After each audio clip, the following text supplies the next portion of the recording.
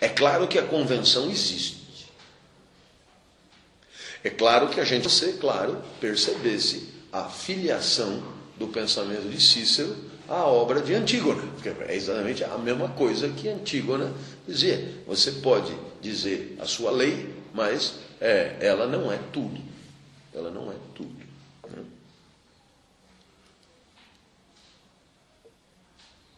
E veja só esta frase, para você ter uma ideia, né, do que propõe Cícero. Né?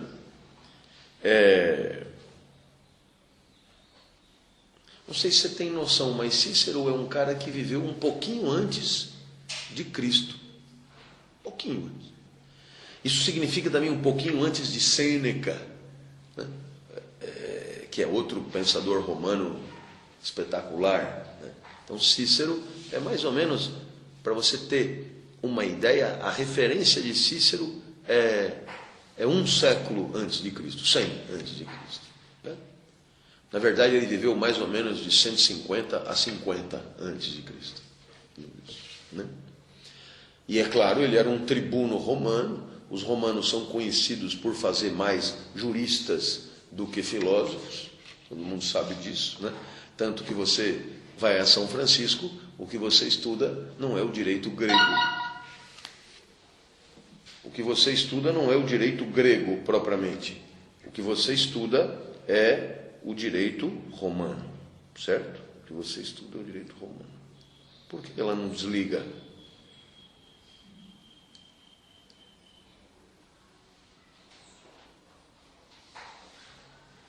Desligou.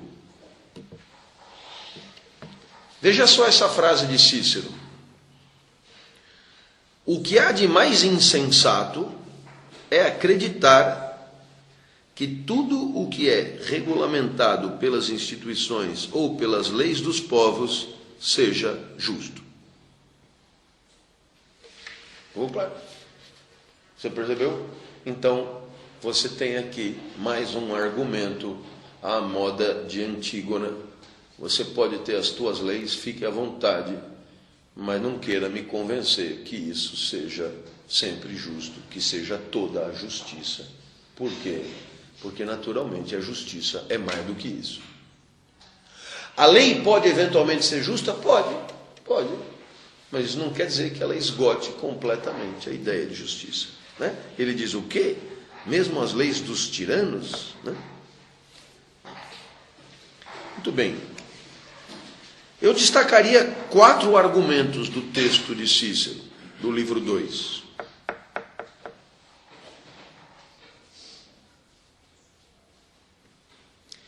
E esses 4 argumentos, para mim, me bastam. É o que importa, né, da reflexão de Cícero. O primeiro argumento: se a justiça é fundada sobre uma convenção de interesses,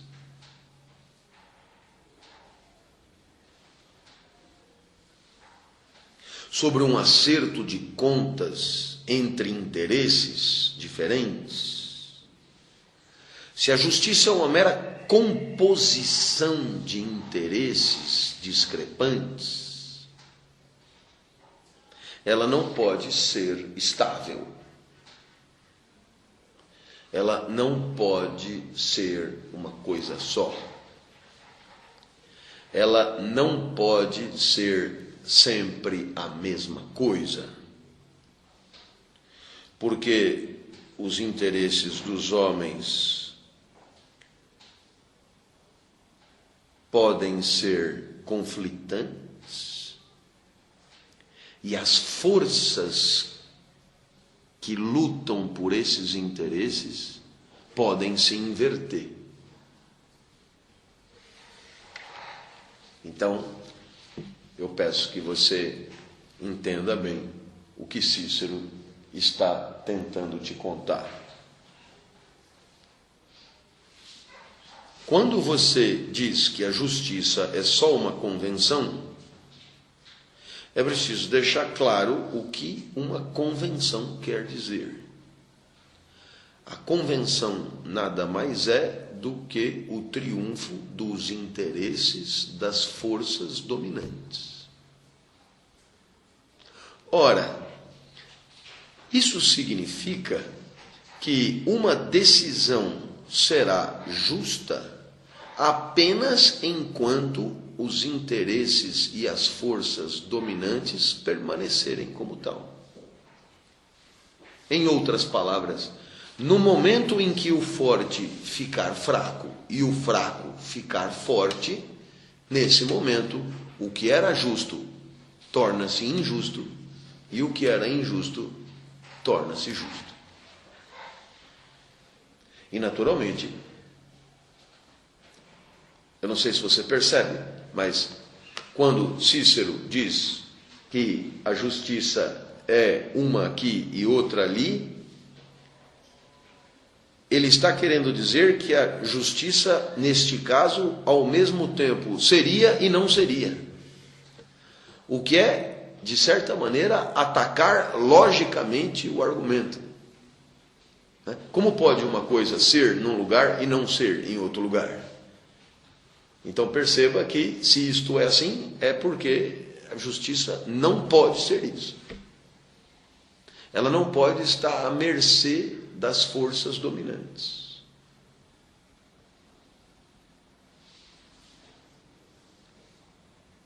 Entende isso, não é argumento de Parmênides, não. Visto não. A justiça não pode ser correlatamente uma questão de utilidade. É dizer a mesma coisa com outras palavras. Uma disposição jamais será justa por ser útil. Porque o que significa ser útil? Significa atender aos interesses de alguém. E se a justiça está à mercê dos interesses de alguém, obviamente ela é completamente instável. Por quê? Porque no dia seguinte esse alguém ou perdeu seus interesses, ou, muito obrigado, ou perdeu seus interesses, ou não é mais o dominante de plantão.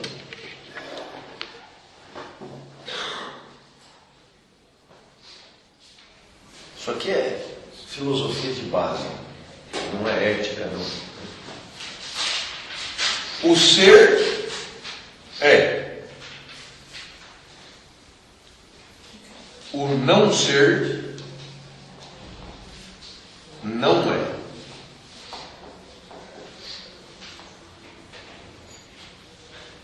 A isto denominamos princípio da identidade. Ora, se o ser é, ele só pode ser um. Por quê? Porque se você tiver o ser A e o ser B, B é não A. Portanto, não é ser. Portanto, não é.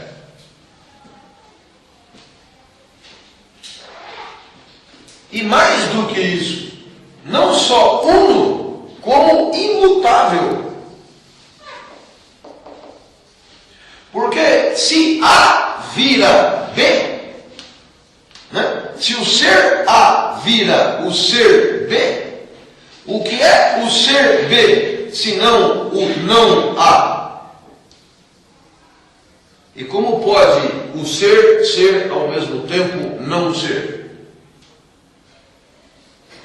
Perceba que a passagem é um deixar de ser. E como pode o ser deixar de ser? Se o ser é e o não ser não é. Isso aqui é o beabá da lógica de Parmênides, espécie de início de tudo. É por isso que Platão vai dizer que tudo que muda é uma ilusão, e não é. E o que é? É a ideia verdadeira, porque essa não muda. Então, na hora claro, né? Se uma coisa muda, é porque ela não é. Porque se fosse, não mudaria.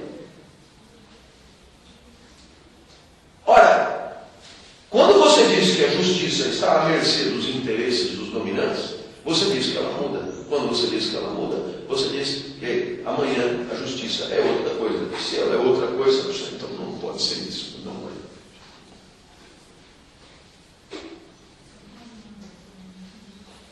Ok?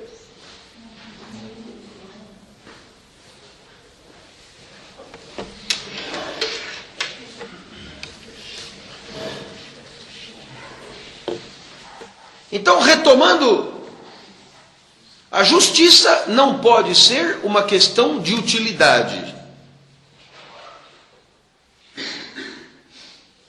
Eu repito por quê? Porque tudo só é útil na medida em que atende os interesses de alguém. Posto que, ou dado que, esses interesses são flutuantes,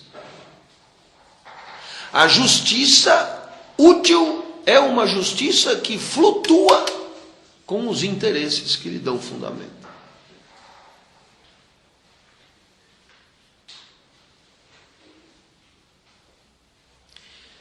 Avançando na reflexão e na argumentação, todos vocês se lembrarão da definição de Eros de Platão. Eros, amor, é desejo. E o desejo é a falta.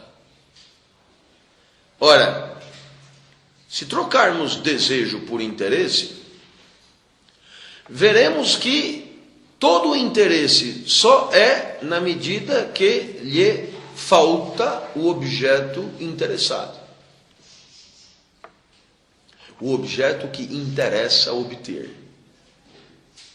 Perceba que fundar a justiça no interesse é fundar a justiça num desejo que falta, que busca a presença que o anula. Portanto, o interesse é instável por definição, porque precisa da falta, mas busca a presença. Todo interesse é, portanto, suicidário. Busca eliminar a sua condição. Interesse é desejo e desejo é falta. No exato momento em que não há mais falta, não há mais desejo, não há mais interesse. A instabilidade do interesse faz com que a justiça que nele se funda se torne instável também. Ora, é por isso que todos nós intuímos que nenhuma justiça pode se fundamentar no interesse deste ou daquele. Talvez por isso todo aquele que queira dar para a própria deliberação uma perspectiva de justiça, procure anular a aparência de fundamento no seu interesse.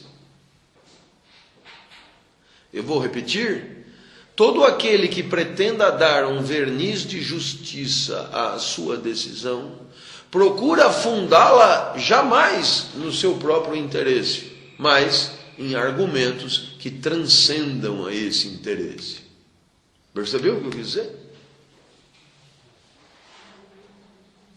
Ou você viu algum candidato dizendo: o que eu quero é o poder, o que eu quero é me dar bem, eu quero que se foda o resto. Isso aqui é o que todos pensam. Não, todos mentem. O bom da política é que ela é realmente organizada. Todos mentem, sem medo de errar. Por quê? Porque todos escondem o próprio interesse. Em nome do quê? Aí varia, né? Em nome dos aposentados, das mulheres, dos gays, dos fracos, dos manetas, dos corintianos, aí cada um põe o que quiser no lugar. Mas a única coisa que você não pode dizer é que você age em função do próprio interesse. Por quê? Pelo que eu estou explicando. Na hora que você funda uma decisão no próprio interesse, você submete aquela decisão a uma instabilidade incompatível com a ideia de justiça. Espero que tenham entendido essa primeira perspectiva de Cícero.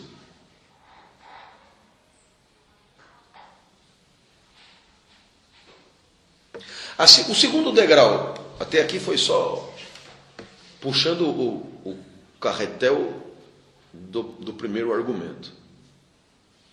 O segundo degrau. Se a justiça fosse simples convenção, se ela significasse apenas obediência temerosa à lei, as virtudes que não são obediência temerosa à lei não existiriam. Ponto. Ora, elas existem, diz Cícero, desse jeito. Eu vou repetir a frase. Se a justiça fosse apenas uma obediência temerosa à lei, vírgula, as virtudes, que não são isso, porque são deliberação livre sobre a própria vida, não existiriam. Ponto. Ora, elas existem. Não. Aqui chegamos num ponto espetacular. Porque ou tudo é medo, você não mete a mão na bunda da mulher por medo, ou então nem tudo é medo.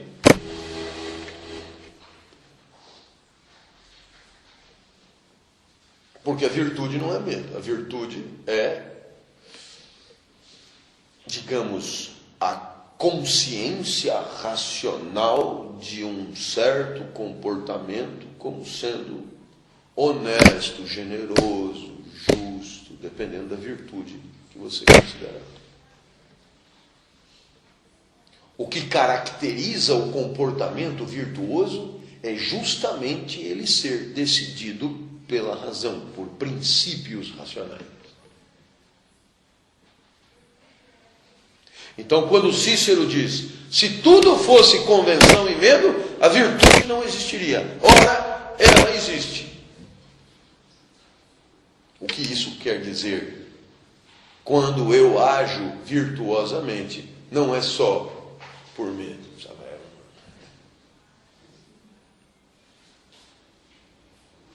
Essa discussão é uma discussão que vai ao inferno. E por que ela vai longe? Ela vai longe porque, de um lado, você tem aqueles que acreditam que as deliberações racionais podem, de fato, transcender os apetites do corpo. São chamados pensadores dualistas. De um lado está a razão, de outro lado estão os afetos. Platão, Descartes, Kant. E de outro lado você tem os pensadores que estão convencidos de que o que passa pela sua cabeça nada mais é do que uma espécie de síntese ou resultado dos afetos do corpo. São os pensadores monistas. Spinoza, Nietzsche, Freud, Foucault, etc. Mais para trás, Epicuro, Lucrécio, etc. Ora, não sei se você entendeu. Cícero diz, se tudo é medo, a virtude não existiria, e ela existe. O que dirá um cara como David Hume? De jeito nenhum. De jeito nenhum. Essa virtude aí a que você se refere, essa não existe. De jeito nenhum. Quando você pensa agir virtuosamente, Isso nada mais é do que o resultado de uma equação e de uma composição afetiva, na qual o medo participa. Ah, mas sou eu que estou decidindo pela razão. Você que pensa. O que passa pela sua cabeça não é soberano, mas é absolutamente articulado com todo o resto do seu corpo, porque afinal de contas não é uma substância imaterial e soberana que pensa, é o corpo que pensa, é o cérebro que pensa, são sinapses que pensam, e elas estão conectadas com tudo, com todo o resto que você sente.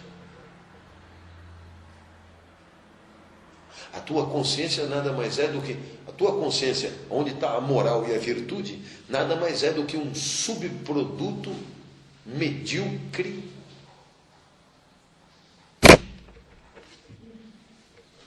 da tua confusão afetiva. Eu diria que é o primeiro degrau da psicanálise. A tua consciência, onde está a moral e o resto, nada mais é do que o subproduto, um deles, e para Nietzsche, um medíocre das tuas confusões afetivas, deste magma caótico de afetos que te assola segundo a segundo. Não existe, portanto, nenhuma soberania da consciência sobre o corpo. E nesse caso, Cícero não teria razão. Porque ele diz, se tudo fosse só medo, não haveria virtude. E elas existem. É uma maneira de pensar. Metade da filosofia concorda e metade da filosofia discorda.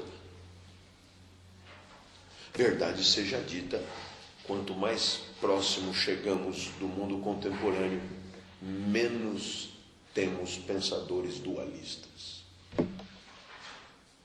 Sabe, o corpo que deseja de um lado, a alma que pensa do outro lado, e aí a alma controla o corpo, e aí a vida é boa e virtuosa. Então, é muito difícil alguém hoje propor alguma coisa assim. Por quê? Porque a ciência abriu o cérebro do cara. E abrindo o cérebro do cara, ela viu que o pensamento depende de articulações que são celulares. É claro que ainda existem aqueles que dizem, uma coisa é a sinapse, condição corporal para o pensamento acontecer. Uma coisa é o cérebro, a outra coisa é a mente. A mente é o último bastião dos dualistas. A mente não seria o cérebro, mas seria alguma coisa imaterial que transcenderia o cérebro. Porque, de fato, quando você abre o cérebro, você vê sinapses. Mas você não vê palavras e frases circulando dentro do cérebro. Professor, o senhor não vai dar a resposta certa? O dia que eu me posicionar entre Nietzsche e Kant, você pode me internar, porque eu enlouqueci de vez. Eu sei lá se tem algo, se não tem algo. Para ser totalmente sincero, não é um assunto que me impeça de dormir.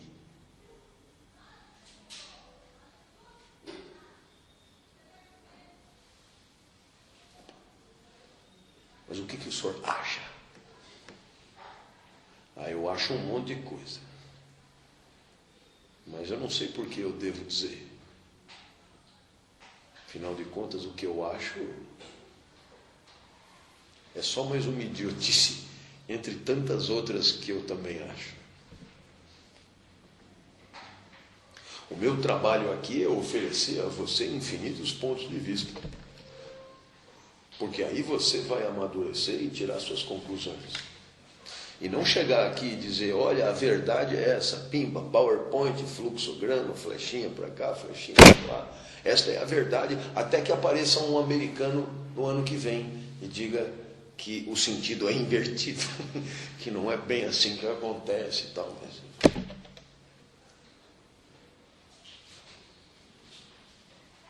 Cícero tem que ser lido de mãos dadas com Antígona.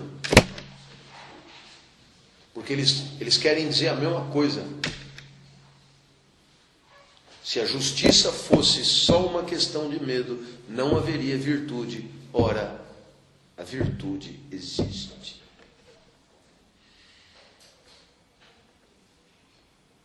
Por outro lado, você pega a Madre Teresa de Calcutá,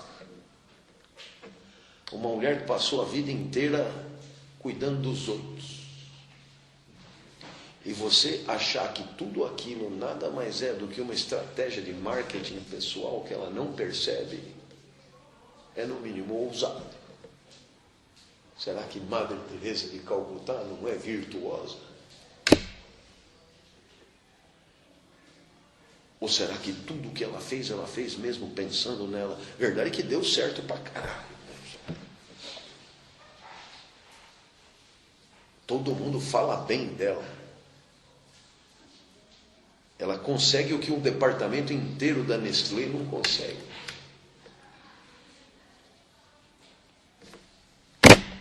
Não sei. Podemos dar sequência.